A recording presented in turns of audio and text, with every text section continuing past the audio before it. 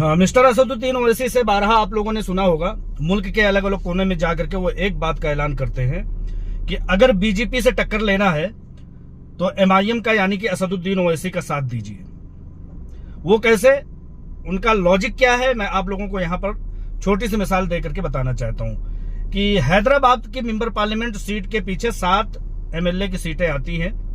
उसमें से एक विधानसभा सीट गोशा महल, जिस पर कि कई बार से राजा सिंह नामी का मलऊन शख्स भारतीय जनता पार्टी का जीतता है।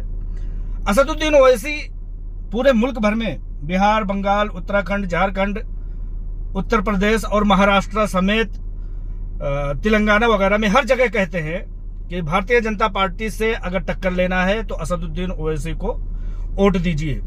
लेकिन यहां पर अपने 7 मेंबर पार्लियामेंट के नीचे आने वाली 7 विधानसभा सीटों को भी मुकम्मल तरीके से ये लड़ नहीं पाते।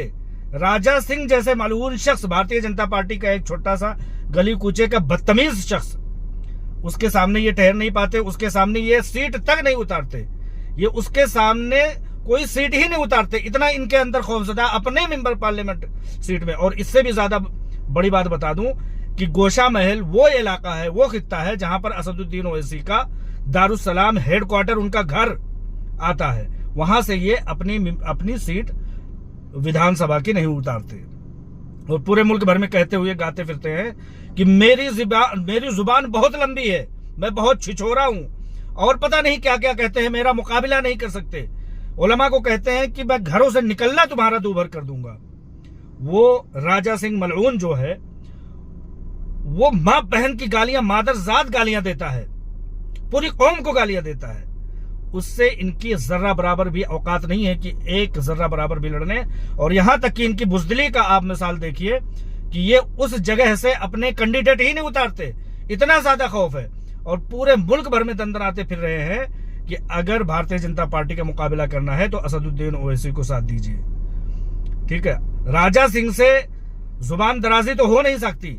उलमा से जब बात होती है तो कहते हो कि हमारी जुबान बहुत लंबी है, हम बहुत छिछोरे हैं, तुम्हारा घर से निकलना दूभर कर देंगे।